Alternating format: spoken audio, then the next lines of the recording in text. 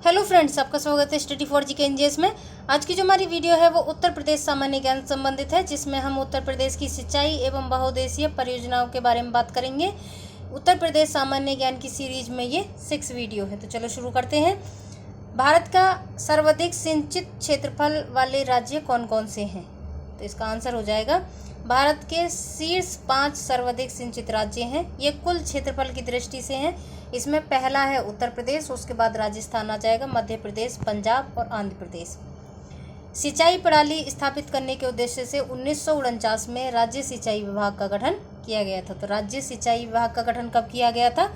1949 में। किस उद्देश्य से? सिंचाई प्रणाली स्थापित करने के उद्देश्य से। अगला क्वेश्चन है, उत्तर प्रदेश में सर्वाधिक सिंचाई निम्नलिखित में से किस साधन द्वारा होती है? तो उत्तर प्रदेश में जो सर्वाधिक सिंचाई होती है वो नलकूप के द्वारा होती है। अन्य में नहरें रहेंगी, कुएं, जलाशय आदि के द्वारा होती है। तीसरा क्वेश्चन है, उत्तर प्रदेश में कुल सकल सिंचित क्षेत्रफल कितने लाख हेक्टेयर है? इसका आंसर हो जाएगा 182.2 लाख हेक्टेयर। उत्तर प्रदेश के कुल भौगोलिक क्षेत्रफल 240.93 लाख हेक्टेयर है, जिसमें से कि 193.07 लाख हेक्टेयर कृषि योग्य है और 178.87 लाख हेक्टेयर एक कृषित क्षेत्र है। और प्रदेश के कुल कृषि क्षेत्र का जो सिंचित भाग है वो 78.48% है। चौथा क्वेश्चन है, उत्तर प्रदेश का देश में प्रतिशत सिंचित क्षेत्र की दृष्टि से कौन सा स्थान है? उत्तर प्रदेश का देश में प्रतिशत सिंचित क्षेत्र की दृष्टि से सबसे पहला है पंजाब का, जो कि 97% है, और उसके बाद है हरियाणा का, और उसके बाद तीसरा आ जाएगा उत्तर प्रदेश का। यानी कि उत्तर प्रदेश का देश में प्रतिशत सिंचित क्षेत्र की दृष्टि से तीसरा स्थान है। पांचवा क्वेश्चन है, उत्तर प्रदेश में कुल नहर सिंचित क्षेत्र कितने प्रतिशत है? तो उत्तर प्रदेश में नहर सिंचाई के तहत 3091 हेक्टेयर भूमि है, जो राज्य के कुल नहर सिंचित क्षेत्र का 30.91% है।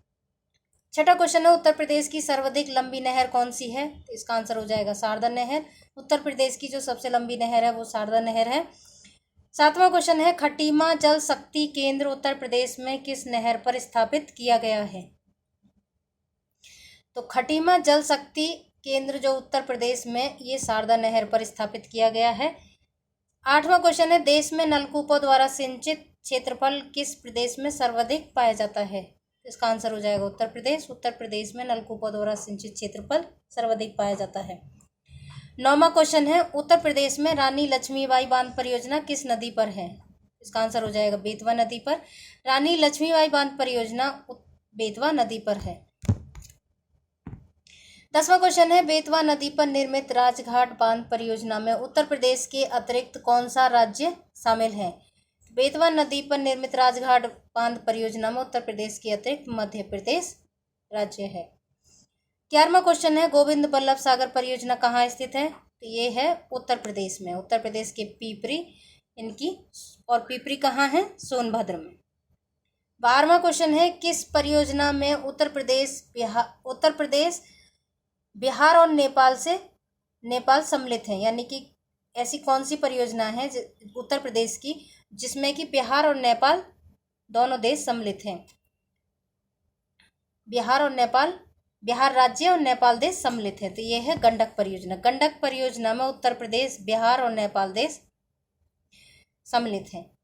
13वां क्वेश्चन है, पुनरीक्षित टोंस पंप नहर कौन सा जिला लाभान्वित होता है? तो पुनरीक्षित टोंस पंप नहर से इलाहाबाद जिला जो है वो लाभान्वित होता है। 14वां क्वेश्चन है, उत्तर प्रदेश में विद्युत का उत्पादन उसकी मांग से क्या संबंध रखता है? उसकी मांग से, उत्तर प्रदेश में विद्युत का जो उत्पादन है उसकी मांग से कम ही होता है। उत्तर प्रदेश में कितने गांव में विद्युत पहुंच गई है? तो ये क्वेश्चन आपके लिए होमवर्क रहेगा। आप इसको कमेंट में करके बता सकते हैं कि उत्तर प्रदेश में 2021-22 के तहत कितने गांवों में विद्युत पहुंच गई है। 16वां क्वेश्चन है, उत्तर प्रदेश में शुद्ध सिंचित क्षेत्रफल कितना है?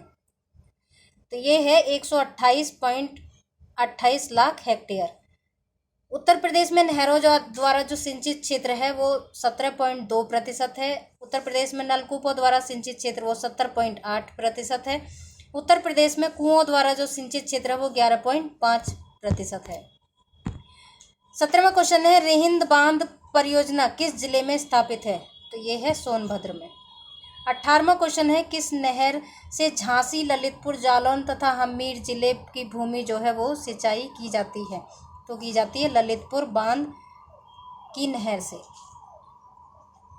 19वां क्वेश्चन है, कौन सी नहर बुलंदशहर जिले के नरौरा नामक स्थान से निकाली गई है? तो ये है निचली गंगा नहर।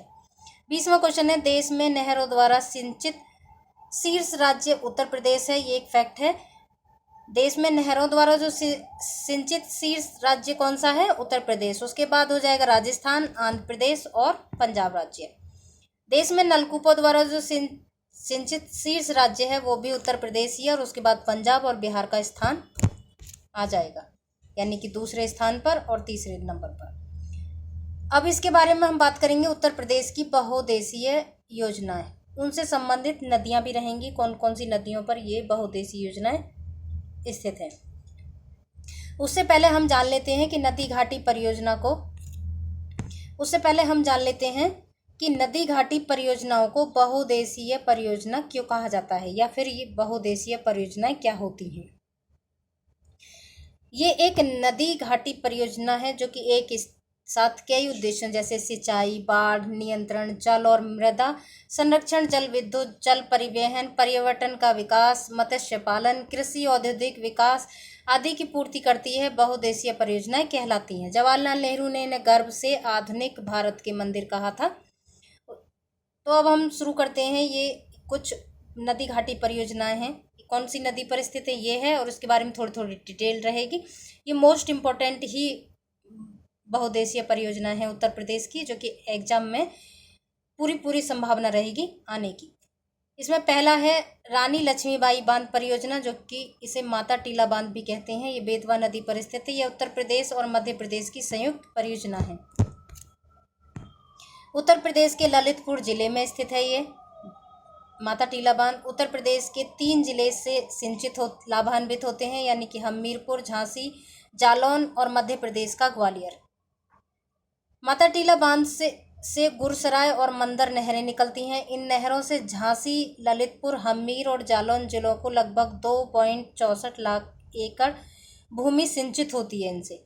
उसके बाद है बाणगंगा परियोजना। ये बाण गंगा नदी पर है। रामगंगा परियोजना रामगंगा नदी पर है। रामगंगा परियोजना यह उत्तर प्रदेश की सबसे ऊंचा बांध है। इसकी ऊंचाई 128 मीटर है। यह बिजनौर के कालागढ़ स्थान पर रामगंगा नदी पर स्थित है। रामगंगा बांध या परियोजना तराई के मैदानी भागों में सिंचाई एवं पनबिजली उत्पादन हेतु इसे बनाया गया था। बिजनौर, अमरोहा, रामपुर, मुरादाबाद इससे सिंचित लाभान्वित क्षेत्र है। अगला जो रहेगा वो शारदा नहर परियोजना है। ये शारदा नदी पर है। यह उत्तर प्रदेश की सर्वाधिक लंबी नहर है। इसकी कुल लंबाई 12,368 किलोमीटर है।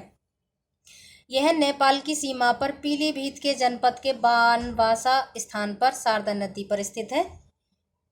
इससे पीलीभीत, बरेली, शाहजहाँपुर, लखीमपुर खीरी, हरदोई, सीतापुर, बाराबंकी, लखनऊ, उन्नाव, रायबरेली, सुल्तानपुर, प्रतापगढ़, इलाहाबाद, जौनपुर आदि जिलों की लगभग 8 लाख हेक्टेयर भूमि सिंचित होती है। इस नहर पर खटीमा जल विद्युत केंद्र भी स्थापित है, और इसकी जल विद्युत उत्पादन जो क्षमता है वो 41,400 किलोवाट है। अगला जो परियोजना है वो रिहिंद बांध परियोजना है। यह रिंद नदी या फिर सोन नदी, यानी कि सोन नदी की सहायक नदी है ये रिहिंद नदी। दोनों ही, अगर ऑप्शन में सोन आता है तो ये भी सही रहेगा, और रिहिंद नदी आता है तो ये भी सही रहेगा। ठीक है। रिहिंद नदी सोन की सहायक नदी है। रिहिंद नदी पर उत्तर प्रदेश के सोनभद्र जिले में रिहिंद बांध बनाया गया है। इस बांध के कारण निर्मित झील को गोविंद बल्लभ पंत सागर झील कहते हैं। एग्जाम में बहुत ज़्यादा पूछा जाता है ये भारत की क्या है? सबसे बड़ी मानव निर्मित या फिर कृत्रिम झील भी इसे कहा जाता है। उत्तर प्रदेश और मध्य प्रदेश की सीमा पर स्थित है ये। उत्तर प्रदेश और मध्य प्रदेश की सीमा पर स्थित ये गुरुत्वीय बांध है। एग्जाम में पूछा भी जाता है ये। इसकी स्थापना 13 जुलाई 1954 को जवाहरलाल नेहरू के द्वारा की गई थी। इसकी जो विद्युत क्षमता है वो 300 मेगावाट है। यह सोनभद्र, मिर्जापुर, प्रयागराज, वाराणसी जिलों को लगभग 40 लाख एकड़ भूमि को सिंचित करता है। उसके बाद आ जाएगा ऊपरी गंगा नहर। ये हरिद्वार के समीप गंगा नदी के दाहिने किनारे से निकलती है।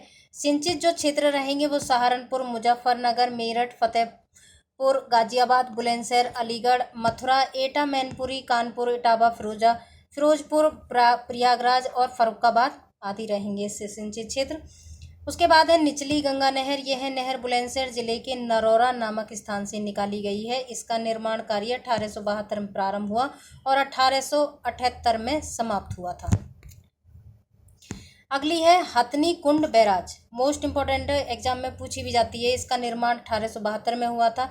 यह सहारनपुर के पास यमुना नदी पर स्थित है। ठीक है, यमुना नदी पर स्थित है।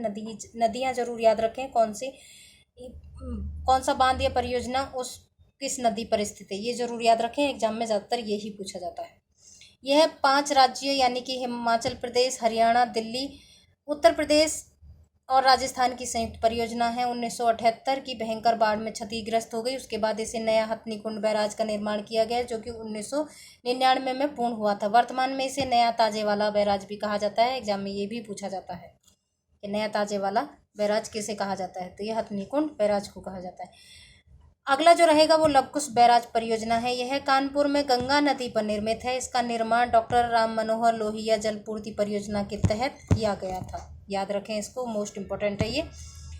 आगरा बैराज, ये क्या है, यमुना नदी पर स्थित है। गोकुल बैराज यमुना नदी पर स्थित है। मेजा जलाशय नहर, ये बेलन नदी पर स्थित है। राजघाट नहर परियोजना बेतवा नदी पर स्थित है।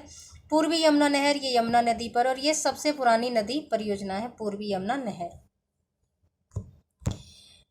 ये हमारा जो सिंचित क्षेत्र और बहुउद्देशीय परियोजनाएं हैं उत्तर प्रदेश की, यहीं समाप्त होती हैं। अगर आपको अच्छा लगे तो मेरे चैनल को सब्सक्राइब, लाइक, कमेंट जरूर करें। Okay, thank you.